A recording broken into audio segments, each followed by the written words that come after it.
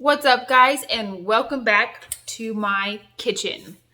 Today, I am doing what I do best, which is baking with no recipe, because recipes are annoying and I don't have time to be like checking and making sure, and I think it just works better without one. So, let's get started.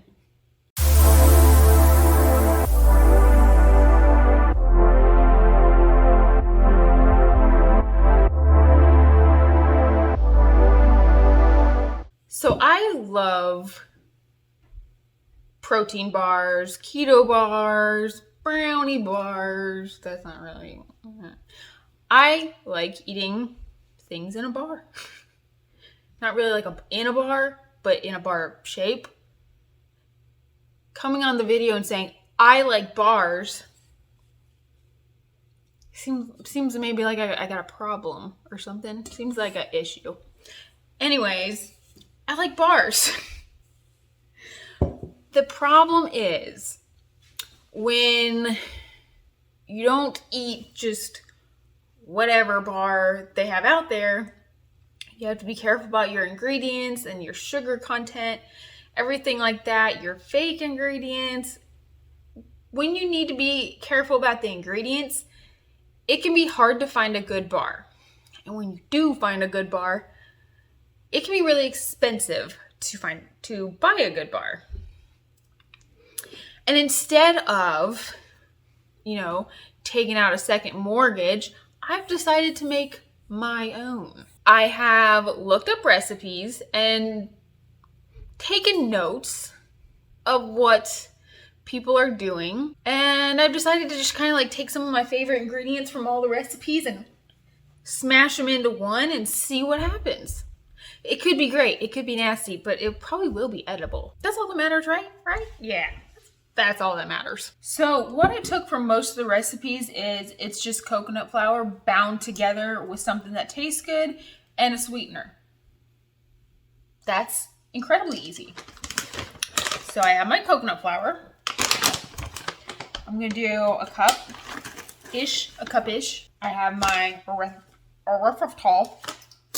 My erythritol, I'm going to be doing about this much. Probably a tablespoon and a half. Peanut butter.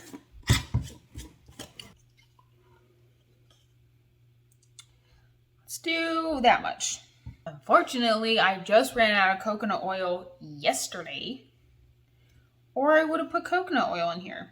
Now, I have really no intention of baking these, but I might put an egg in here if I need to have a little extra binding. And I know people think eating raw eggs is crazy, but it really is kind of whatever. You've been fooled. Okay, I have basically made a weird flour. We're on our way to being granola, which is not intentional, but also I like granola. It does not taste good.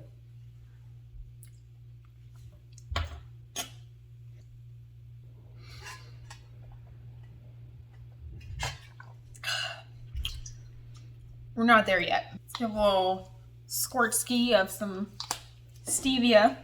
I didn't really want to do a chocolate keto bar, but I might have to. Either that or I'm going to have to put a lot more peanut butter in here. I wanted more of a vanilla bar. I really did. I know that's weird, but I really did. I'm adding some chocolate. Probably about just a tablespoon. And I'm also going to add, I just had cinnamon sitting right here and now it's going in. If you've never combined cinnamon with cocoa powder, you are missing out, because cocoa powder and cinnamon, it's kind of a match made in heaven that you never expected to be a match made in heaven.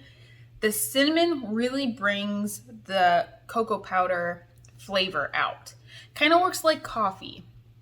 Coffee and cocoa powder, coffee and chocolate, it really complements each other well and makes the chocolate flavor very strong, very delicious. Now that I'm thinking of it, duh.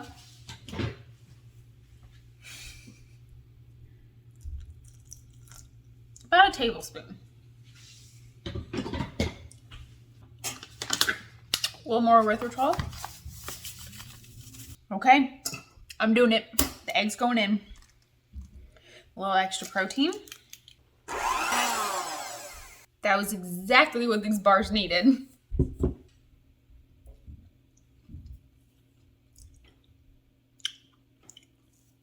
That's perfect. What I'm going to do, take this, dump it onto this. Then I'll have it sit in the fridge for an unspecified amount of time because, like I said, I don't have a recipe. I would imagine at least an hour will be best in the fridge. Because I have that egg in here, I am planning on keeping these in the fridge full time. Okay, I'm pressing these flat.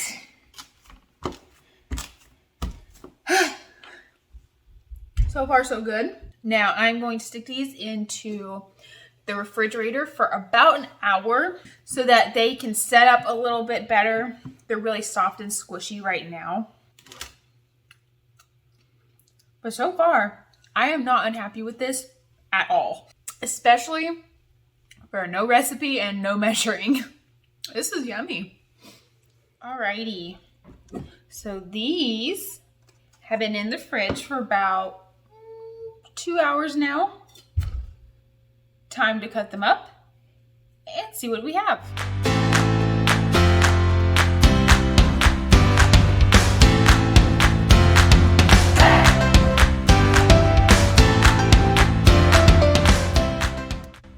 Not unhappy with that at all. Now I know I said I didn't have any coconut oil when I first started making these, but Amazon really came through today. They ended up delivering my coconut oil order a day earlier than they said they would. So now I have coconut oil, and I've got about a tablespoon of coconut oil melted down, which I am going to add some cocoa powder to, as well as a little splash of stevia. Give it a little mix, and I'm going to drizzle that over the top. And that will really bring these keto bars to like another level.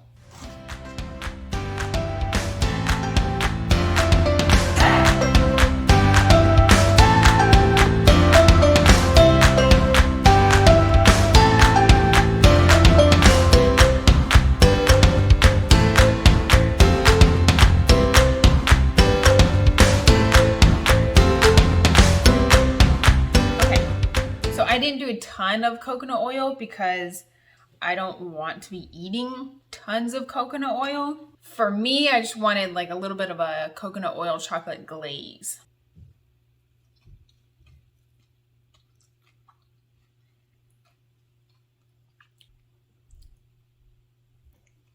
These are really good.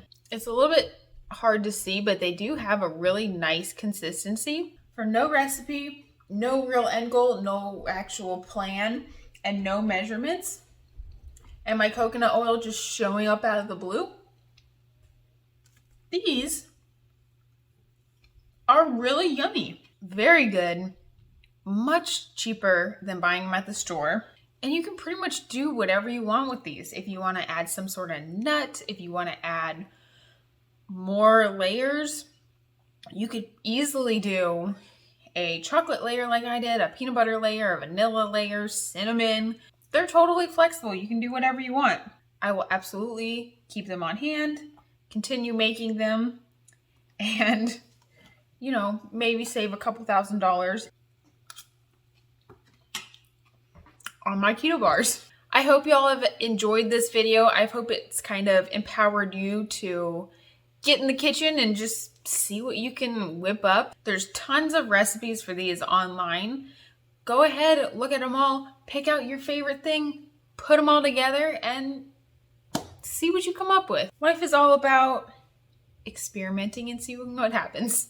And today, we got really delicious and healthy keto bars.